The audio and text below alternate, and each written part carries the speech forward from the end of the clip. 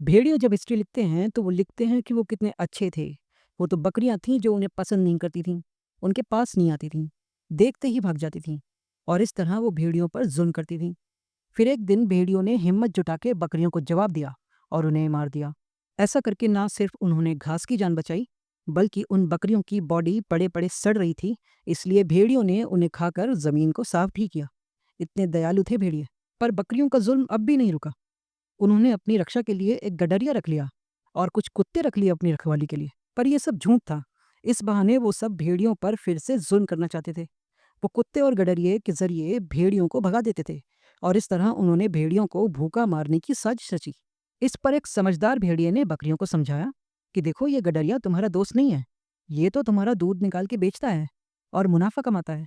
तुम्हें डंडे मार मार के एक जगह से दूसरी जगह ले जाता है। तुम उसकी बात ना मानो, इसे भगा दो। और ये कुत्ते कितने गंदे होते हैं। सारा दिन भौंकते रहते हैं, शोर मचा के तुम्हें डराते रहते हैं। ये कुत्ते तुम्हारे दुश्मन हैं, इन्हें भी भगा दो। पर इन बकरियों के पास हर चीज का जवाब होता था। वो भेड़ियों की सही सलाह को भी नहीं मानती थी। पर समझदार भेड़ियों ने हार नहीं मानी और अपनी बात समझानी बंद नहीं की। उन्होंने बकरियों के बच्चों को समझाना शुरू किया। बकरियों के बच्चे छोटे थे पर काफी समझदार थे। उन्हें भेड़ियों की अच्छी अच्छी बातें जल्दी समझ आती थीं और वो अपनी माँओं पर सवाल करते थे।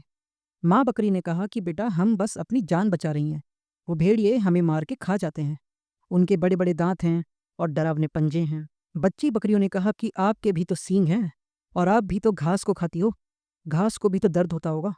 भेड़ियों ने उन्हें समझाया कि हम भेड़िए तो भेड़िया रूल बुक के हिसाब से चलते हैं और हमारी भेड़िया रूल बुक में बकरियों को मार के खाना साफ मना है। तो हम बकरियों को क्यों मारेंगे? हम तो उन्हें मार ही नहीं सकते। धीरे धीरे बच्चों को बकरियों के जुल्म की सारी सच्चाई समझ में आ गई और वो चली गईं भेड़ियों के साथ। लेकिन पता नहीं क्यों कभी वापस नहीं आई, ना ही कभी दिखाई दी।